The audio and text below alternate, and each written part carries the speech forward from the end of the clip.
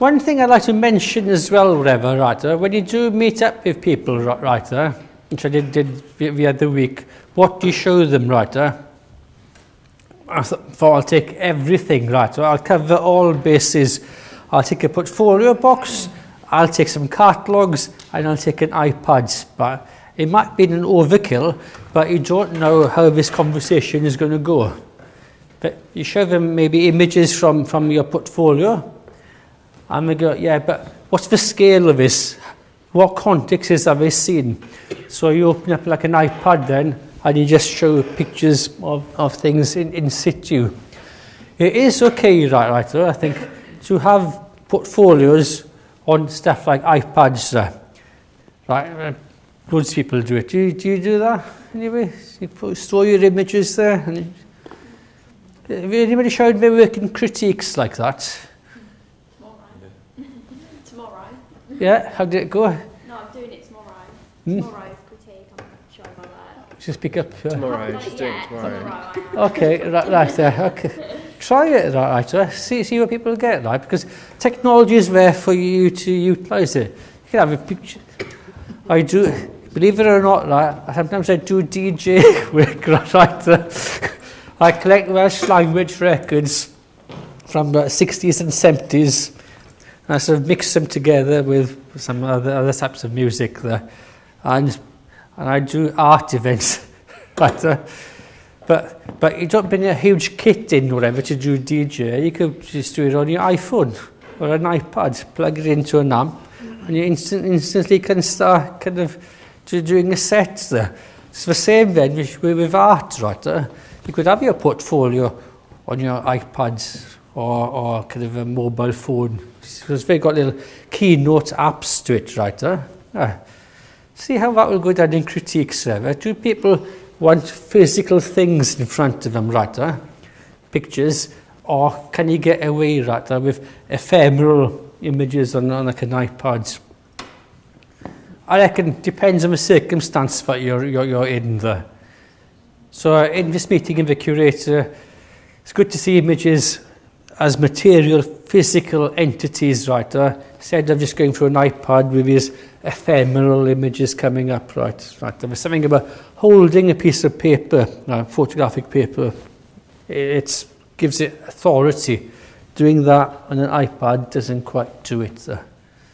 But I do know lots of students, right, and professionals as well, do put their portfolios on iPads because it's portable, mobile, sexy, trendy, right, and it's convenient.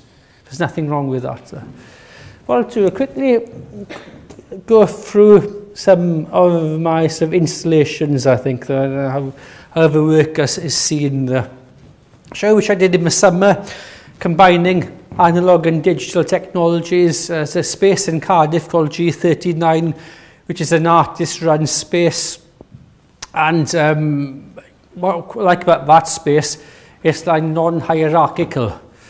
That it's just a bunch of artists deciding to on their artistic program and what they show and the themes in which they work in them. So they don't have that much money, but they do get stuff done. They've acquired this old industrial unit outside Cardiff, and it becomes this interesting monumental place to work with art. Now these pictures are about 60 inches by 40. Did that right there because the space is so flipping huge, right? It's like a really massive space there. But size, rather, right, in that location, right, doesn't have to be big, right, to make an impact. You can still have really well presented small images in a nice frame, right, which can still hold the space, right. Size isn't everything in the art world, ever, right. It's good to mix tiny images up, right, things which are like jewels in large spaces.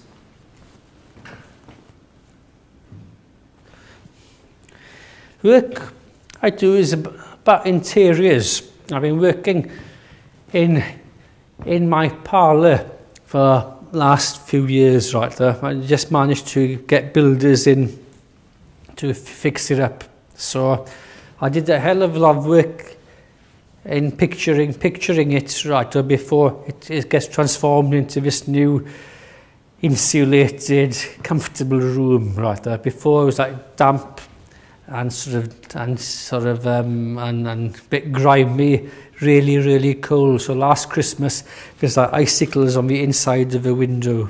And I thought, I'm not going to have another Christmas like that, right there. But before I get it done, right, I'm going to make a load of pictures just in this space. The space, quite small, it's about 8 foot by 6 foot, I think, right there. I think, yes. So it's not that big, but I shot about maybe 40 rolls of film in this confined space there. And these, right there, were in that room, right there. I think I blew them up, right, during the 1990 World Cup when he was in Korea, right there. So the air in those globes still retains the memory, whatever, about that time. Is it 1990? Was it in Korea? Do you remember? Shame, whatever, right there. But also, this room's quite atmospheric, right? What's that? Some of them weren't born in 1990. No, can't believe that. We take people who were born in the 1980s. I can't believe that, right there. That's shocking. I'm stunned by people saying they were born in 1975. That's not allowed. The parlour is really grimy and grotty, and this is a day about entropy. The world falls in on itself there. So according to the Mayan calendar, so is it in December the 21st, the world's coming to an end, right there. Don't quite believe it there. But these globes sort of do indicate this sort of world's and universe sort of falling into entropy and decay. And what I liked about it, but it had nothing to do with photography at all there. I just plonked them onto a trolley there, and you put it in an art gallery. Right. See, art is simple. Really, really simple. And actually people really liked it as well. I do as well.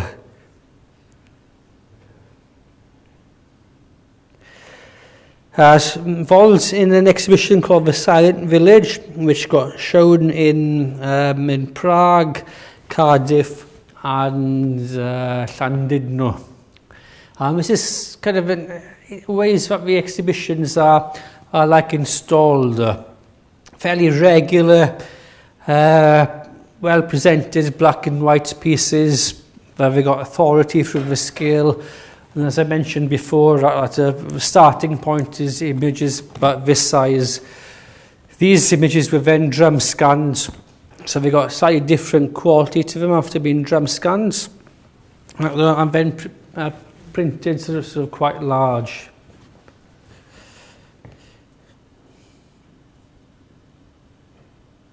Mixing film work as well with the images. One of the issues has always been, is how to animate a space there. The problem with photography is flat things on a wall, which can be hugely enjoyable, right there, or which can be really, really boring, right there. If you see loads and loads of pictures, right there, you tend to think, oh, another photo. So how you start bringing new elements into it, right, to create variety. So what I do, right, is introduce films into the installation, and also change of scale and change of height, maybe then as well. This is also about manipulating the audience through a gallery space.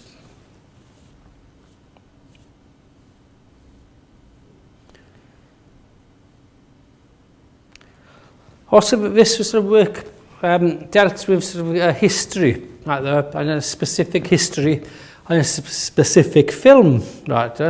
Film was called The Silent Village, made in 1943 by Humphrey Jennings, which dealt with the atrocity in Lydis. And they reenacted this in Wales a few months afterwards, and a lot of the way that the film was shot, right, was interiors. And these interiors have looked exactly like my house, right there. So they commissioned me to work on it, right there, on this project. The strategy was to slow the film down, see these new elements come through, right there, and then use them as starting points for my own images. So they become evocative of the past. Also, how work gets translated from one medium to the next is quite important. How it looks on the wall, how it looks in book form, etc. Right there. They become new challenges to create new contexts to the artwork to make sense right there. So I created an artist book called Album, which is like a sketchbook of images.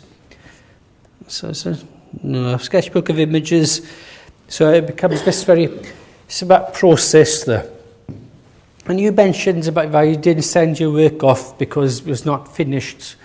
I think a lot of the best work I like, right, is the unfinished pieces, right, which is about process. That is a bit of rawness to it, and it's going to turn into something else there. So I much prefer process and sketchbook work, right, than, as I say, self-contained finished pieces, because they don't seem to go anywhere. They're finished and that's it, even though they might be brilliant, right there, if they fit, when they are complete and self-contained. But I like this little space, right there, where you don't quite know how the work is going to end up there.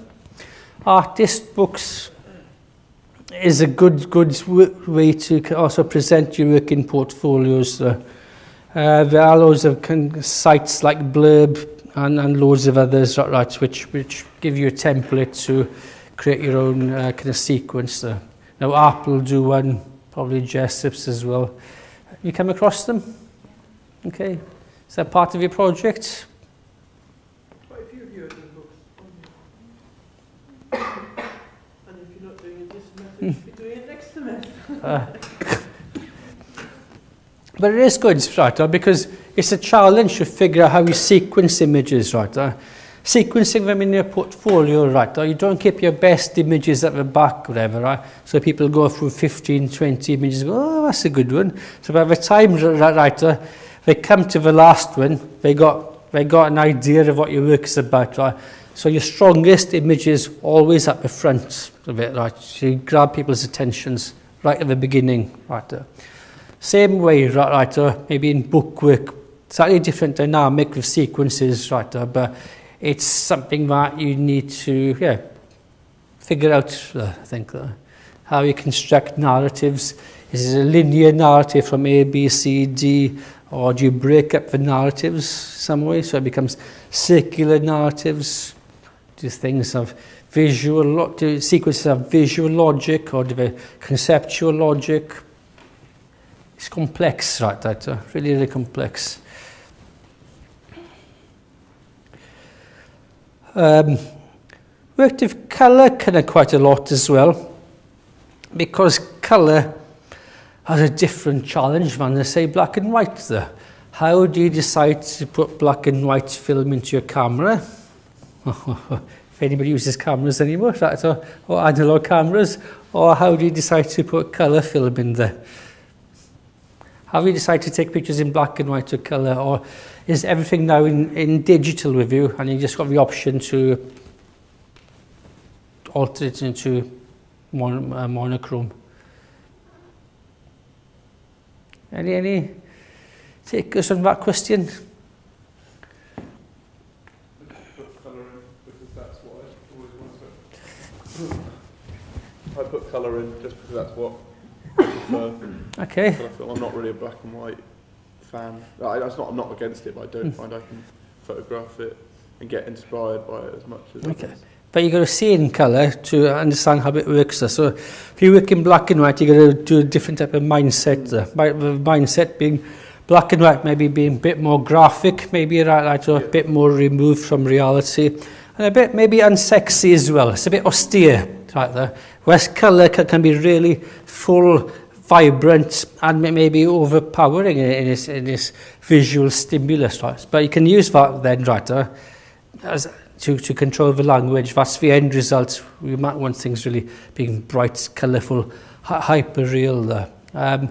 But you do have to alter the way that your mind works, or how you perceive, in deciding, shoot this in colour and black and white. Some subjects seem to work better in black and white than in colour.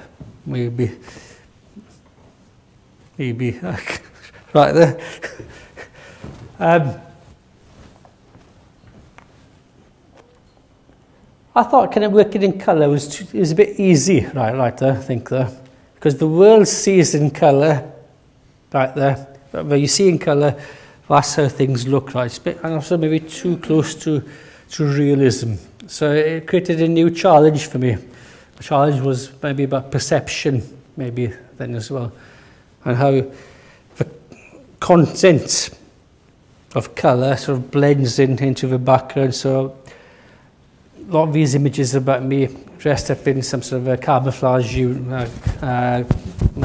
of outfit, blending into the background, doing performative action. So colour becomes totally integrated into the visual language of the image there.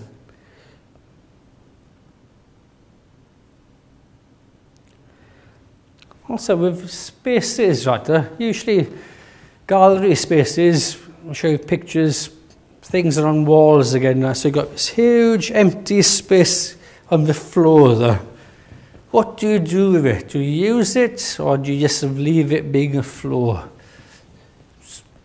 I don't know, so I try to bring sculptural elements, right, like in the greenhouses into there, right? So it has some sort of form and holds the floor space in a more interesting way there.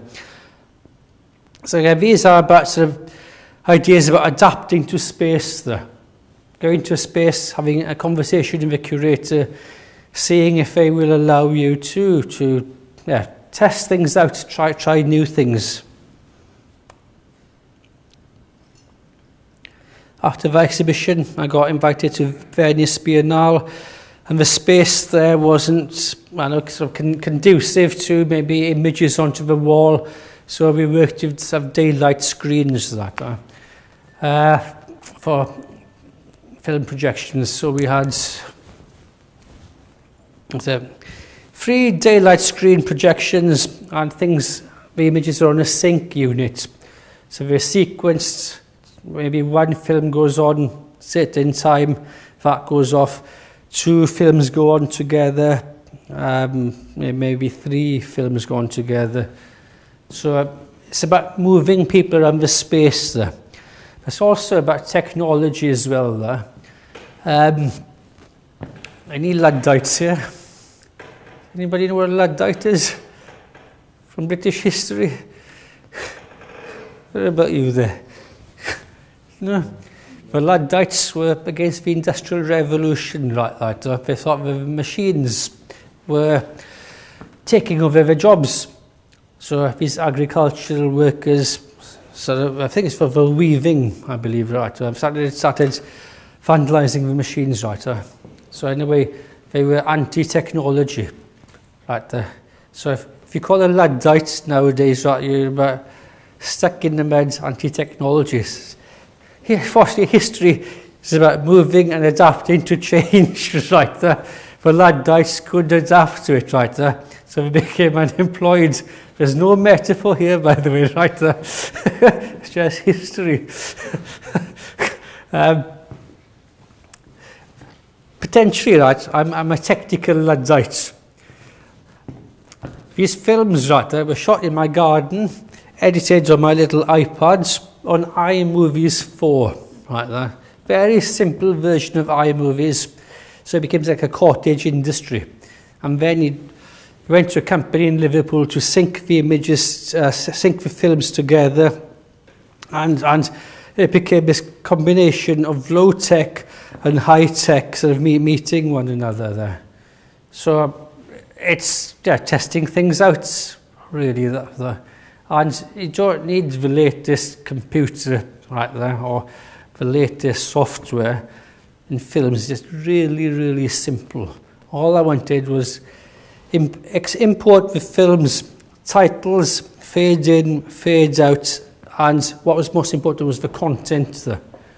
That was enough there. It's not about gimmicks and overlays and stuff like that. The pure content. A close-up.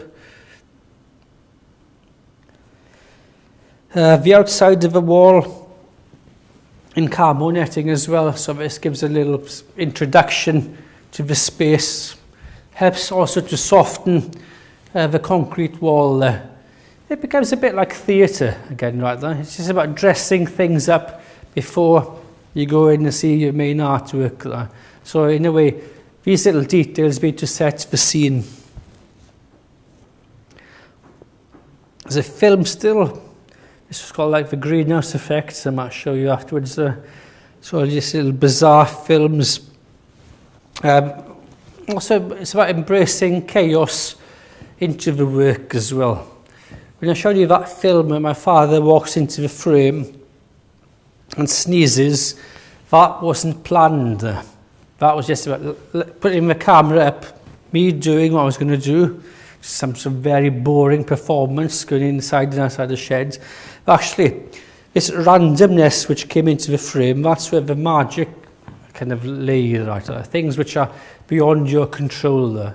So it's just you use all that chaos and randomness into the films. So this was sort of done on the hoof there. I think one of these little girls suggested, why don't we do a dance in the greenhouse? I said, okay, why not then? So he just did an interesting film, right there. Get shown in Venice Biennale.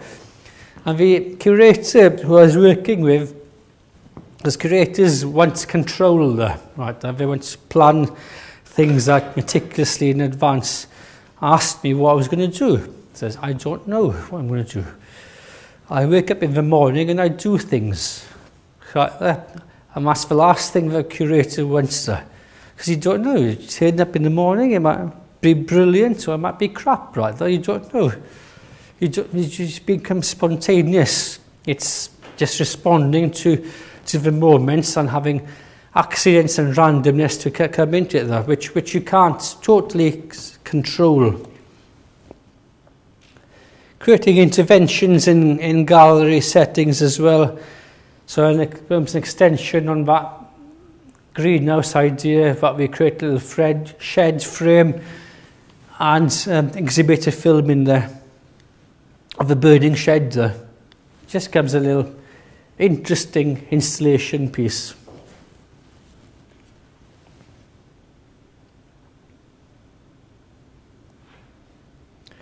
I had a show in Czech Republic, and they had a load of camouflage left over from communist era.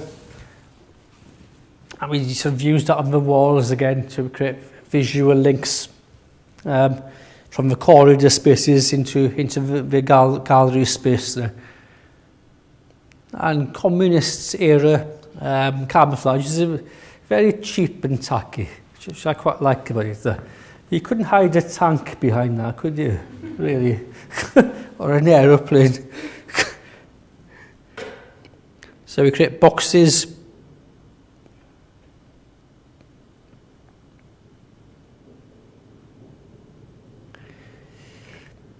I find that Eastern Europeans have a kind of a great sense of craftsmanship there. Technicians in the gallery just didn't want to build a shed in there, they wanted to make a really fantastic woods cabin. But they have these fantastic technician and wood making skills, and they created this little kind of cabin in the gallery, which became a setting to exhibit these militaristic films. Other aspects of technology as well, laser cutting. I came across laser cutting a few years back there, and it looked like a scene from James Bond where you put a graphic image in there, the computer will tell the kind of a laser where to cut. So you cut these perfect outlines, so perfect circles and so on there. So I created these figurative forms, and you can just put them on the wall. The problem in photography, which I found, right, if you've got an exhibition in Estonia and you've got 20 by 16 frames, right there, how do you send them over? It's expensive, right there, and glass gets smashed, right there. It's just problematic. So what I do now, right there, I do rolls up art there. Things we can put in a tube, DVD, right there, or textile work there. So then you can, it's just very simple to carry around there. It's a hard lesson learned about photography, just glass frames and transport. It's a nightmare, especially if you don't drive as well, rather.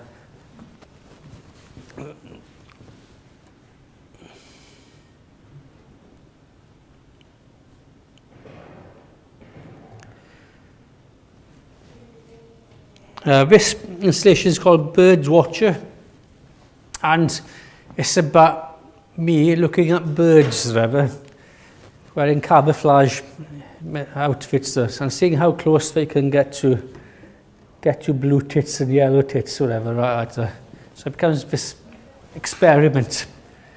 Also, bird watching is potentially very boring as well. So I kind of quite like that boredom quality. So it's a nice form for the work as well. It's a close-up.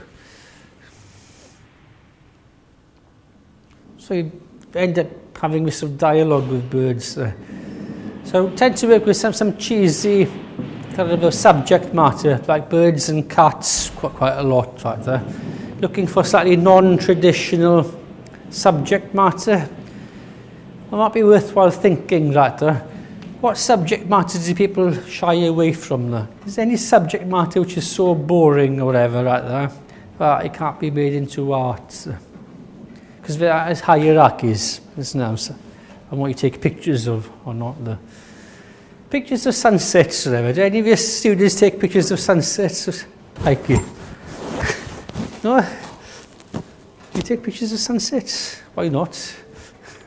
Not really enough. Sunsets are really beautiful, fantastic scenes ever, right there. Why does take pictures of subject matter?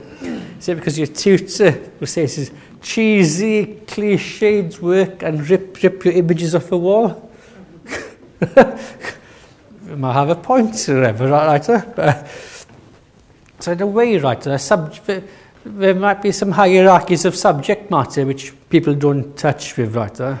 And there might be some self-censorship happening as well there.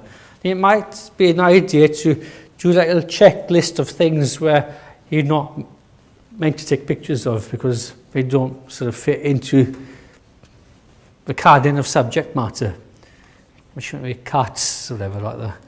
People take pictures of cats and exhibit them or put them in crates. Pigeons. Good.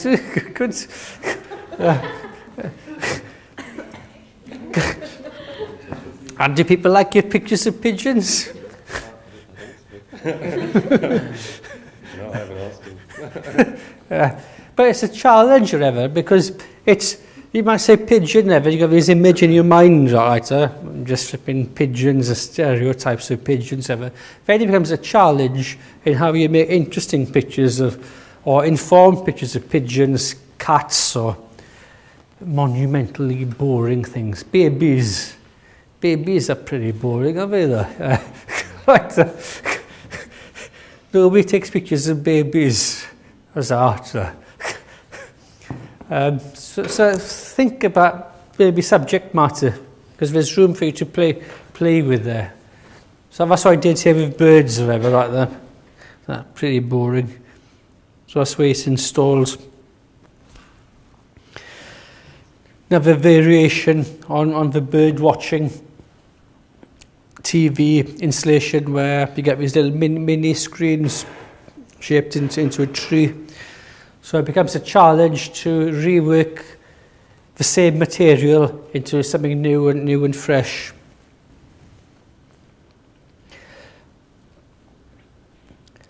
Let's have a look there. Yeah. These works right there, well, obviously done about anti-militaristic themes and about the Iraq War, especially. Yeah. And in Britain, you might get a liberal audience, right there, who understands where you're coming from, right there. But what happens, you go out of your comfort zone and start exhibiting quite funny, jokey takes on militaristic themes, right there. And then you take it into some sort of kind of a Republican right-wing heartlands, which I did in America. So I created this in a small village town in Ephraim in Utah, where Mitt Romney came from. So basically 80% automatically votes sort of Republican. Right there, so it's fairly conservative right-wing area right there. Created a militaristic base camp in a small town right there.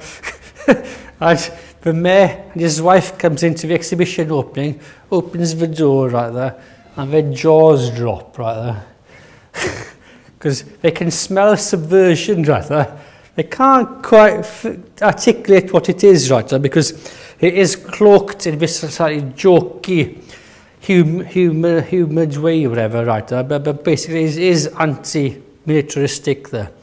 And you get guys, whatever, coming in from the fields, right there, and with huge necks like that, whatever, right there, with buzz cuts.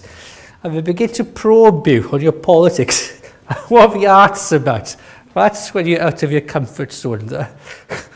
What do you tell them and what you don't want to tell them? Don't tell them, else you're going to get lynched there. So I thought it was quite interesting, right there, just how the work changes context in different audiences. So what did you tell them? What did you tell them? What did you tell them? So that you don't get lynched? I told them quite kind about kind of those kind of atrocities on both sides, right there, and it was, I don't know, it's about art as well. That's a good one. So you shift away from politics and go back to the art and maybe history of making images like this. And I'm also kind of inspired by Charlie Chaplin's Great Dictator and Bare Arms, which is kind of anti-fascist films done by like a comedian right there against kind of fascist dictatorships right there. So that was the model. So you'd be to maybe have a conversation with him about that right there, as opposed to getting into nitty-gritty stuff, right, where you can't win. So certain people, right, they're not going to listen to you anyway, right there. There's no reason. So there's no point in getting involved into an argument there, unless you're like masochistic. You think, I'm not doing a deal with these or whatever, right there. I just want to go home in one piece. But also not to kind of betray the integrity of the art or where the art comes from, but to find, again, like a language or a kind of a method to deal with them, right? They don't go home wanting to kind of burn the place down as well. Now, this place did survive for me about 2 years, right there. Right by a local grant. They're having quite edgy work in there, and as an excuse to cut their funding, it says the artwork wasn't appropriate, so they didn't get enough audience in there. So there's a little pockets of artistic resistance to like larger kind of communities, politics. So they got closed down, and now they're moving to Salt Lake City. Yeah. I helped get them closed down. That's the fun of art, isn't it? Right? Annoying people, winding people up, right there, being a fly in the ointment.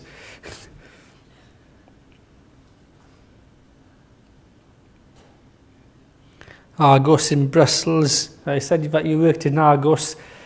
There's an art gallery installation place called Argos there as well. I said I got an exhibition in Argos, Brussels.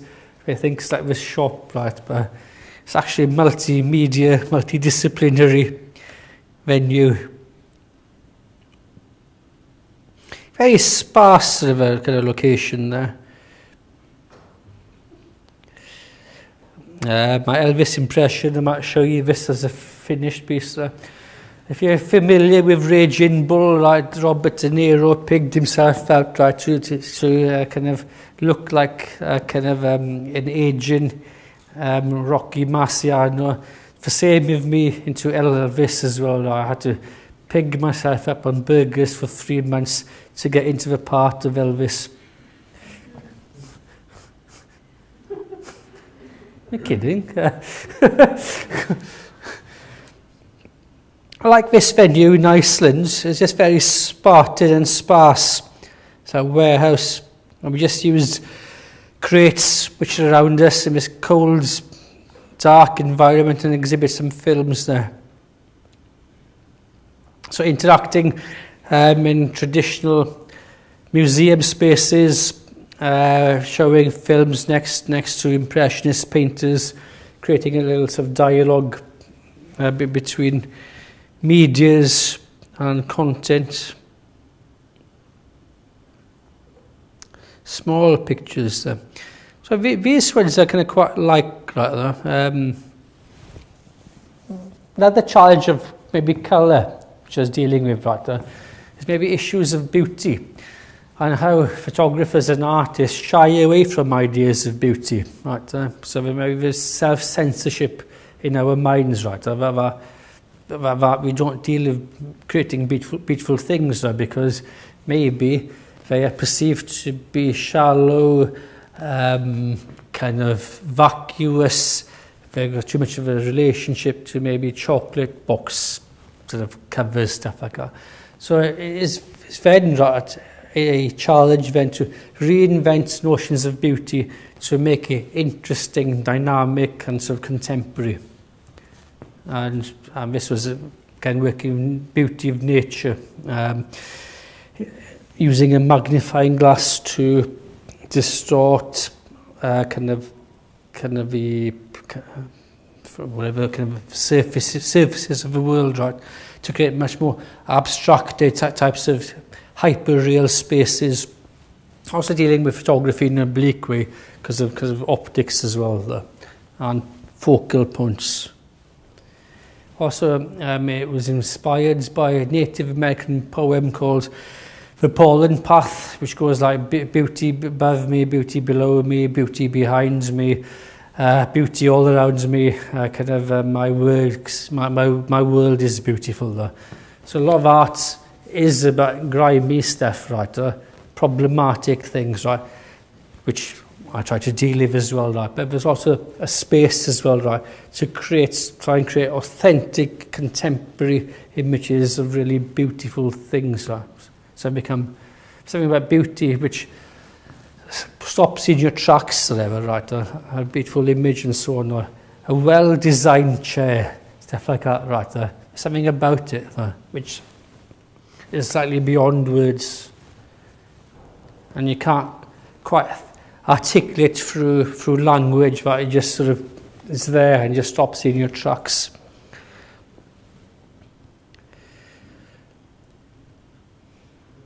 It's more like using digital technologies of camouflage, just doing a shot of camouflage patterns, creating a circle in Photoshop, changing the patterns around, and you get this weird perception distortion happening in the centre.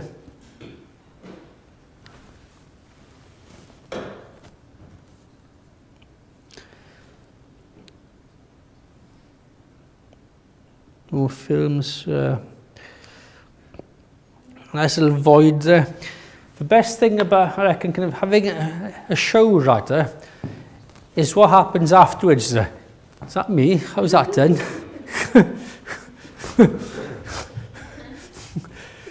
it's installation shots, right? Documents everything. Kind of works in your studio. Kind of images works in progress, right? If you got a shot, if you got an finished exhibition, just take really good installation shots of it. So then you can use it in your application package to give a context to how the work looks within a space there.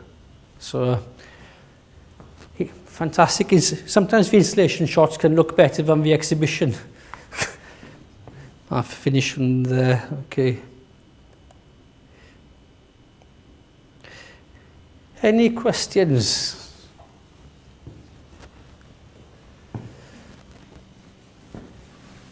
What's the square root of 457?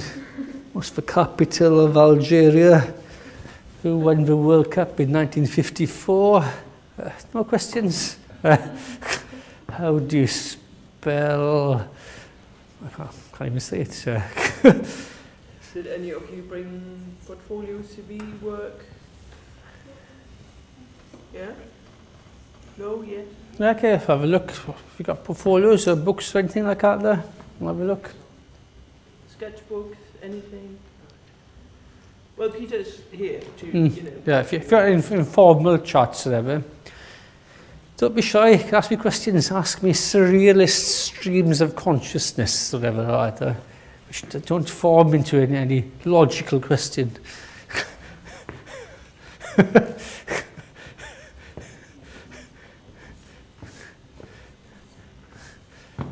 Ask me questions, am I a mod? Was I a mod in the 80s? You could ask me that.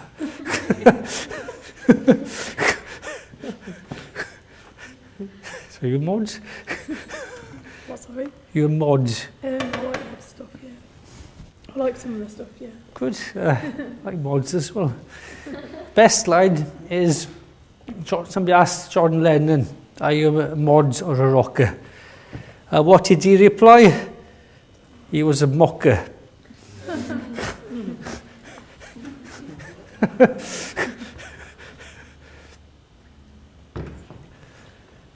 Why don't we make this informal? If you want to talk to Peter about anything, just do it here without staring at it. Yeah? But thank you for that. Okay, thank you. Thank you. Yeah.